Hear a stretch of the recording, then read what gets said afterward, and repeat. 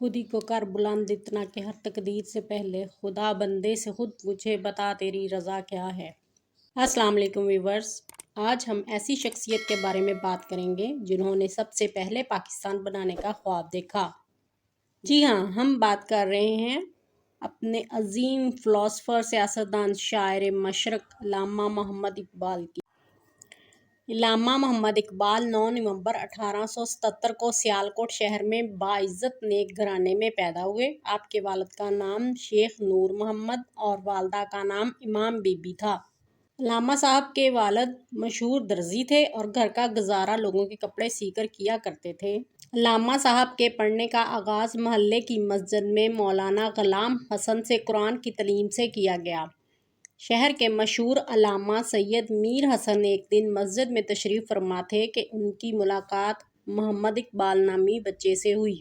इतने छोटे बच्चे की ज़हानत को देखकर इतने मुतासर हुए कि शेख नूर मोहम्मद की तरफ चल पड़े। दोनों आपस में पहले से ही एक दूसरे से वाकिफ़ थे। मौलाना ने शेख नूर मोहम्मद को समझाया कि अपने बेटे को दीन की तालीम के साथ साथ दुनियावी तालीम भी दें। ये मोहम्मद इकबाल के मुस्तकबिल के लिए बहुत ज़रूरी है। फिर मौलाना मीर हसन के बेहद इसरार पर नूर मोहम्मद ने अपने बेटे को मौलाना का शागिर्द बना दिया। अल्लामा इकबाल बचपन से ही ज़हीन और हाज़िर जवाब थे। इस दौर से ही अल्लामा इकबाल की तालीम और तरबियत की ज़िम्मेदारी मौलाना के ज़िम्मे लग गई। मौलाना साहब का मकतब अल्लामा इकबाल के घर के करीब ही था।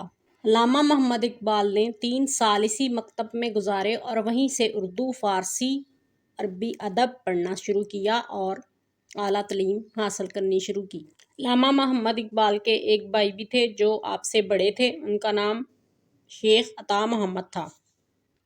2 बहनें अल्लामा इकबाल से बड़ी थी जिनके नाम तालब बीबी और फातिमा बीबी था और 2 बहनें छोटी थीं जिनके नाम करीम बीबी और ज़ैनब बीबी था। 1893 में मैट्रिक का इम्तहान पास किया। जिस दिन अल्लामा साहब का मैट्रिक का रिज़ल्ट आया उस दिन अल्लामा साहब की शादी थी। यह शादी गुजरात में हुई। अल्लामा मोहम्मद इकबाल साहब के ससुर डॉक्टर थे जिनका नाम अता मोहम्मद था। अल्लामा साहब की पहली शादी करीम बीबी से कर दी गई। करीम बीबी एक अमीर घराने की लड़की थी। उनका मिजाज अल्लामा इकबाल से काफ़ी मुख्तलिफ था। मिजाज में ज़हनी हम आहंगी ना होने की वजह से दोनों में अलहदगी हो गई। दोनों 5 साल तक इकट्ठे रहने के बावजूद हालात बेहतर ना हो सके। तलाक तो ना हुई मगर बाहमी रजामंदी के साथ अलहदगी इख्तियार कर ली गई। करीम बीबी से अल्लामा साहब के 2 बच्चे थे। एक बेटी मराज बीबी 1896 में पैदा हुई और एक बेटा आफ्ताब इकबाल 1898 में पैदा हुआ। करीम बीबी जाते हुए दोनों बच्चे अपने साथ ले गईं। मराज बीबी की उम्र 19 साल हुई। 1915 में वो वफ़ात पा गईं।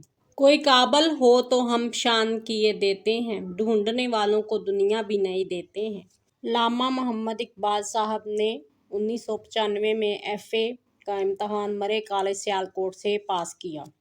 1903 में कॉलेज में असिस्टेंट प्रोफेसर के तौर पर काम शुरू किया। अल्लामा मोहम्मद इकबाल ने BA की डिग्री 1906 में गवर्नमेंट कॉलेज लाहौर से हासिल की। 1905 में कैम्ब्रिज यूनिवर्सिटी से बार 8 लॉ की आला तालीम के लिए डिग्री हासिल करने लंदन चले गए और फिर वो वहाँ से जर्मनी की तरफ चले गए और जर्मनी की यूनिवर्सिटी से PhD की डिग्री हासिल की। अल्लामा इकबाल जब देखते कि तमाम मुल्क अपने मज़हब के मतलब तमाम त्यौहार बहुत जोश और जज्बे से मनाते हैं तो अल्लामा साहब का दिल करता कि बड़े सगीर के मुसलमान भी अपने त्यौहार को खूब जोश और जज्बे से मनाएं। तू शहीन है परवाज़ है काम तेरा, तेरे सामने आसमान और भी हैं। हैरत है कि तलीम व तरक्की में है पीछे, जिस कौम का आगाज़ ही इकरा से हुआ था। बड़े सगीर के मुसलमानों को ख्वाब गफलत से बेदार किया। उन्होंने 1908 में वतन वापस आ गए। मुसलमानों के लिए जदोजहद करना शुरू कर दी। अल्लामा साहब को अपने फाजल उस्ताद प्रोफेसर आर्नट से बहुत मोहब्बत थी और ये उनके लिए बहुत फ़ख्र की बात थी कि आर्नट जैसे काबिल उस्ताद उनको मिले। अल्लामा मोहम्मद इकबाल को मौलाना रूमी से भी बहुत ज़्यादा प्यार था। उन्होंने 1930 में खुतबा इलाहाबाद में तसव्वुर पाकिस्तान पेश किया। 1910 में सरदार बेगम जो जवेद इकबाल की वालदा हैं ان کے ساتھ نکاح ہوا مگر رخصتی نہ ہوئی۔ اس کے بعد اقبال صاحب کو گمنام خطوط وصول ہوئے۔ ان خطوط میں سردار بیگم کی کردار کشی کی گئی تھی اور ان پر نازیبا الزامات لگائے گئے تھے۔ علامہ صاحب اپنی پہلی ازدواجی زندگی کی وجہ سے بہت پریشان تھے تو مزید اور پریشانی کا شکار ہو گئے، لہٰذا رخصتی کا عمل مزید لیٹ ہو گیا۔ تیسری شادی مختار بیگم سے ہوئی 1913 میں۔ تیسری شادی کے بعد علامہ صاحب کی اپنے دوستوں سے ان خطوط کے بارے میں بات چیت ہوئی تو پتہ چلا یہ کسی نے علامہ صاحب کو ورغلانے کے لیے جھوٹ الزامات لگائے تھے۔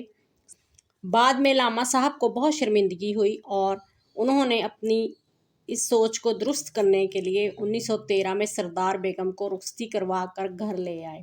پھر دونوں بیگمات ایک ہی گھر میں رہنے لگ گئیں۔ 1924 میں سردار بیگم کے ہاں جاوید اقبال کی ولادت ہوئی۔ 1924 میں ہی مختار بیگم کی زچگی کی حالت میں وفات ہو گئی۔ 1931 میں منیرہ بانو کی ولادت ہوئی سردار بیگم سے۔ علامہ محمد اقبال صاحب 21 اپریل 1938 میں حرکت قلب بند ہونے کی وجہ سے صبح 5:30 بجے کے قریب وفات پا گئے۔ تب علامہ محمد اقبال صاحب کا مزار بادشاہی مسجد کے پہلو میں ہے۔ علامہ محمد اقبال نے بے شمار کتابیں مختلف زبانوں میں لکھیں، جن میں پہلے فارسی، اردو، انگریزی اور پنجابی شامل ہیں۔ جن میں سے چند مشہور کتابوں کے نام ہم آپ کو بتاتے ہیں۔ 1915 میں اسرار خودی، 1917 میں رموز بے خودی، 1924 میں پیام مشرق، 1932 میں شرح جاوید نامہ، 1924 میں بانگ درا، 1935 میں بال جبری، 1936 میں ضرب کلیم جیسی مشہور کتابیں لکھی۔